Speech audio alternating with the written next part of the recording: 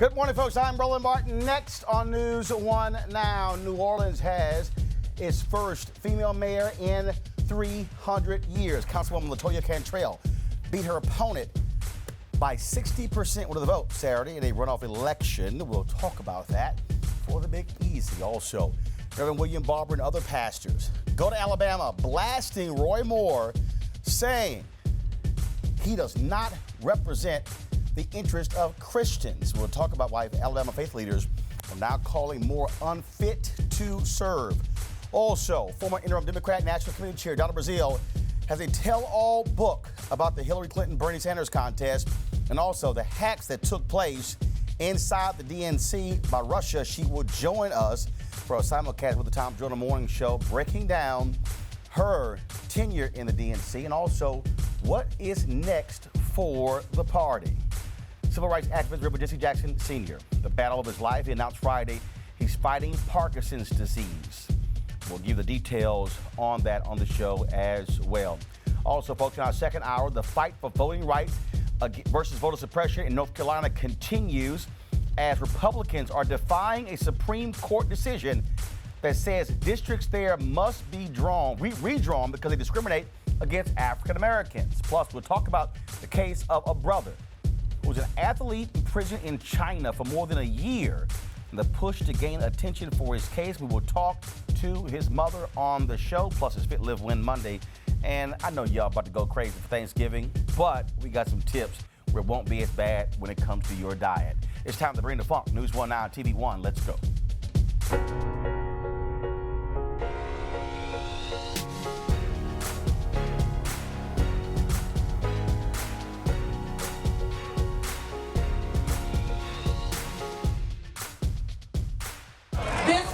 It's not about LaToya Cantrell. This campaign did not start about self.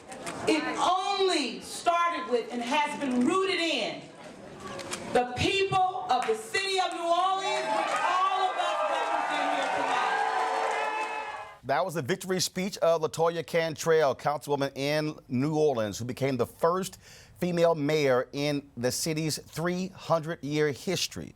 She replaced term-limited Mayor Mitch Landrieu. Cantrell won with 60% of the vote, beating her opponent, former municipal judge Desiree Charbonnet, in a runoff election following a contentious campaign of accusations and name-calling. If she does well, we all do well. And that is what I want for our community at the end of the day, for us all to prosper and thrive. And I do believe that is her intention, and I wish her the very best of luck. Anything I can do to help her in that endeavor, I am prepared to do. Charbonnet was the early leader in the campaign, raising far more money than anyone else, but political action committees went after her, saying that she simply would be a mayor for elite interests. Cantrell, of course, she laid back, simply put together a grassroots campaign, and what she did was she put pressure on Charbonnet when she finished ahead of her by 9 points in the general election, forcing the runoff. Cantrell also says she is going to, of course, focus on critical issues in the city, such as crime, such as housing.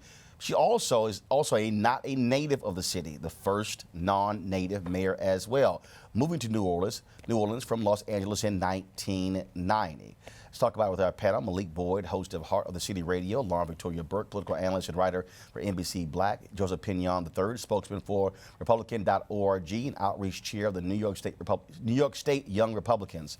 The election of Cantrell, obviously critically important because when you look at that city, when you look at how they've been trying to rebuild since Hurricane Katrina, what Landrieu has done is really picking up from that, especially with the previous mayor, Ray Nagin, still sitting in federal prison when it comes to corruption. What the concern in New Orleans is, will you have a mayor where the focus will be on the issues and not whether or not they're going to be under indictment? Well, I think she's going to show us very quickly. Not only can she handle the issues, but she has the ability to galvanize the troops, bring everybody together. And you saw her opponent literally say, look, whatever I have to do, however I have to help, I will. And I think this is the blueprint. And again, African-American women are showing the blueprint for how we change politics and become more effective. New Orleans is also a lot different, Lauren, in that there's a 6-month transition period. Normally, election is in November, you have an inauguration in January, but you have 6 months before she takes over. So she really has time to put together her team, put together her transition plan to take over as mayor. Yeah, she's going to need that time, too, because I think Mitch Landrieu is actually a very tough act to follow. I think he had a very distinguished time in office, and frankly, his race speech was one of the best ones in the last probably 5 years or so from any politician, but I'm sure You're talking about his speech when it came to the Confederate statues that were taken down in New Orleans. Exactly. Joseph. I mean, look, New Orleans is near and dear to my heart. My grandfather was born there. My father still lives there to this day.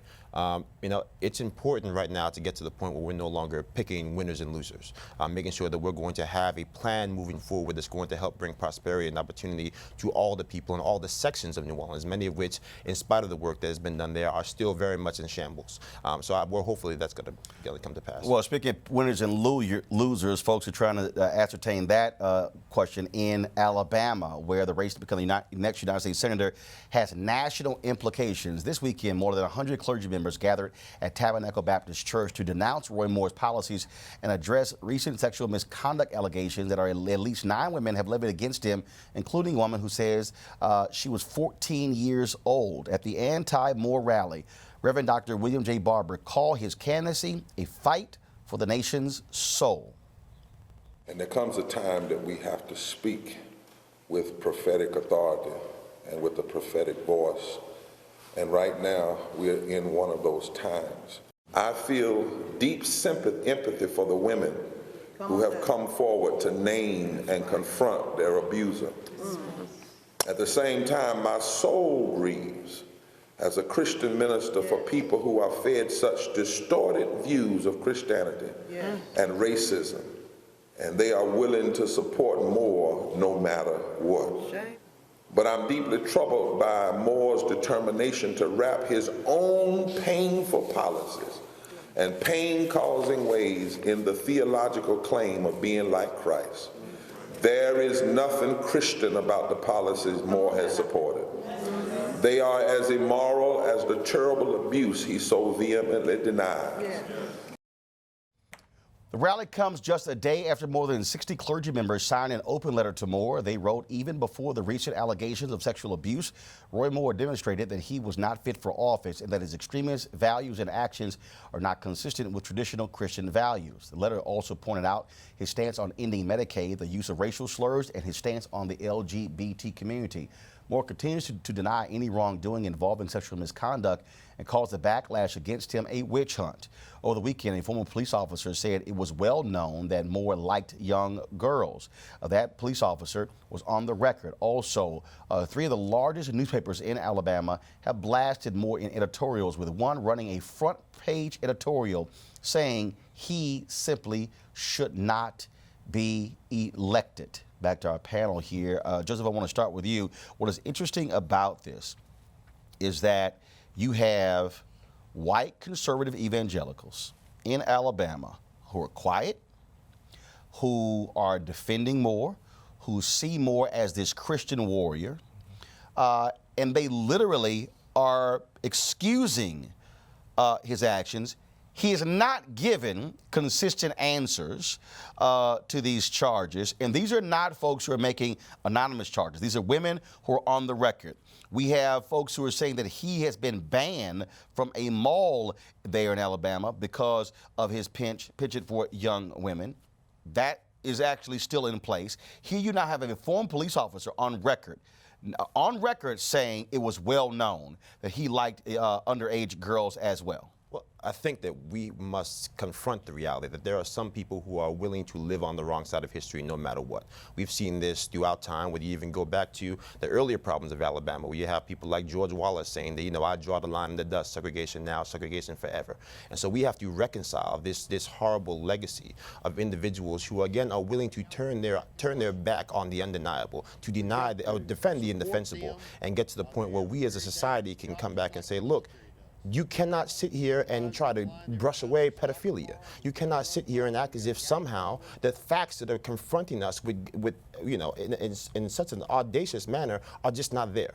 So I'm, you know, kind of chastened and hopeful that these individuals who have come forward, these pastors, can kind of speak to the consciousness that's there in the Alabamians and get to us to the standpoint we're going to actually make better decisions here. But what is stunning, what actually is not stunning, Lauren, these are individuals who claim to be evangelicals, but all they care about are two issues. They care about abortion, they care about gay rights. They don't care about anything else. Right. And their deal is Roy Moore is their guy, and he clearly believes that he is some Christian warrior on the battlefield against a nation that's going to hell. I mean, that's clearly it. I think that I think Roy Moore is going to lose to Doug Jones. I think he's going to lose this election, not only because of these, I would say, documented multiple allegations that once again he's been sort of changing his story. But even before that, he was a problematic candidate. So I actually think that it's going to be a historic thing to see a Democrat in this era of time get elected in Alabama. But I think that's what this is headed for. But Malik, he wasn't a problematic candidate before. No. He wasn't. For them, he was the guy. He beat Luther Strange, who Donald Trump was backing. He beat the guy who, of course, Mitch McConnell was backing. He was up big time in the polls. And even though the most recent poll by Fox News shows Doug Jones up by 8 points, I don't believe that poll. I believe you have folks who are not going to tell pollsters what they really think, just like they wouldn't do with Donald Trump. The reality is you have a hardcore white conservative evangelical vote in Alabama that is going to back Roy Moore. And I think this guy, frankly, can still win, will likely win, and will force a showdown in the United States Senate to remove him, or actually not seat him in his position. So I think he'll either win or it'll be a very, very close race. Now, to go back to Reverend Barber, it's always good when you have a black Baptist pastor leading the way when he talks about the soul of a nation, because the reality is white privilege is at war with morality. That's what we're seeing in the Alabama race. And so as this thing plays out nationally, we're seeing the nation join together against this group of evangelicals in Alabama who are going to push white privilege across the board. But here's the deal. This is the modern day Republican Party. You've got Tony Perkins, okay, Family Research Council, former member of Congress. You always see him out there talking about values. I used to always debate him on CNN.